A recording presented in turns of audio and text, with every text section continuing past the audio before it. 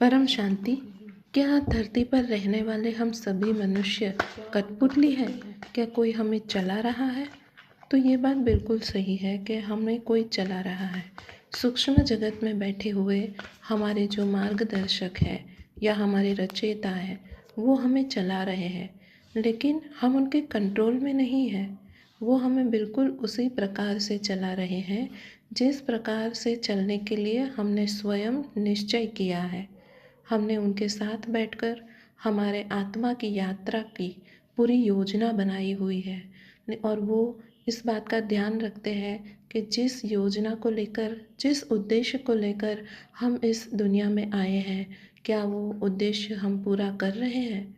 अगर कभी हम अपने उद्देश्य से भटक जाएं, तो वे हमारे मार्गदर्शक हमें हर प्रयास करते हैं उस रास्ते पर लाने का जो हमने अपने लिए निश्चित किया है। अर्थात कि वो हमें मदद करते हैं। हमें ये लगता है कि कोई हमें चला रहा है, लेकिन इसमें हमारी एक फ्री विल होती है। जैसे कि अगर जीवन में कभी कोई निर्णय लेना हो, तो हमने अपनी आत्मा की योजना में हमेशा ये निश्चय किया है कि मैं इस विश्व के लिए कुछ अच्छा करना चाहूँगी।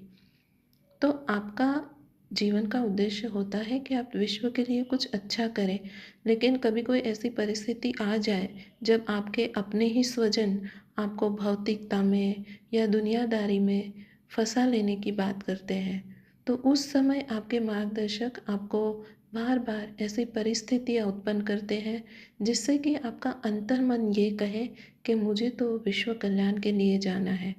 लेकिन अगर कहीं आप मोहवश अपने स्वजनों की बात में फंस गए, तो वो कुछ हद तक आपको प्रेरित करते रहेंगे। लेकिन अगर आपकी फ्री विल, आपका विल पावर इतना मजबूत हो गया कि आपने बस भौतिकता में ही रहने का निश्चय कर लिया या आप मोह में फंस गए, तो फिर आप उसी में फंसते जाते हैं। फिर उनके लिए भी बहुत मुश्किल होता है हमें साथ देना। लेकिन सूक्ष्म जगत में कई आत्माएं हैं जो हमें अनुचित पथ पर भी प्रेरित करती है।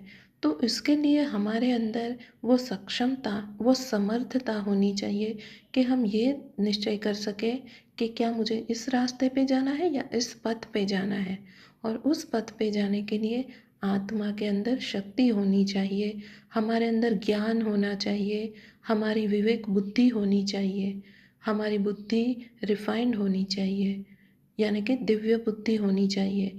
तभी हम ये निर्णय कर सकते हैं कि हमें किस पथ पर जाना है।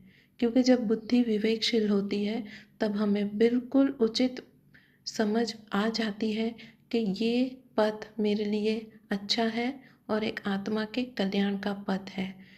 क्योंकि भौतिकता में हम जितने भी डूबते जाएंगे, हमारी आत्मा की शक्ति उतनी ही खर्च होती जाएगी और एक दिन ऐसा समय आएगा जब हमारी आत्मा की शक्ति बिल्कुल ही नष्ट हो जाएगी। और ये भी एक षड्यंत्र होता है सूक्ष्म जगत की शक्तियों का, जो चाहती ही है कि हम अपनी आत्मा की शक्तियों को नष्ट करें। इसीलिए हमें अति जागृत रहना चाहिए। लेकिन जागृत हम तभी रह सकते हैं जब हमारी आत्मा में शक्ति हो, और हमारी आत्मा में शक्ति तभी आती है जब हम परमात्मा के, हमारे रचयिता के निकट हो। तो उसी के साथ निकटता रखने के लिए हमें योग साधना जरूर करनी चाहिए। हमेशा अपने आत्म स्वरूप में स्थित होकर अपने रचयिता से जुड़े रहे, उनसे संबद्ध रहे। परम शांति।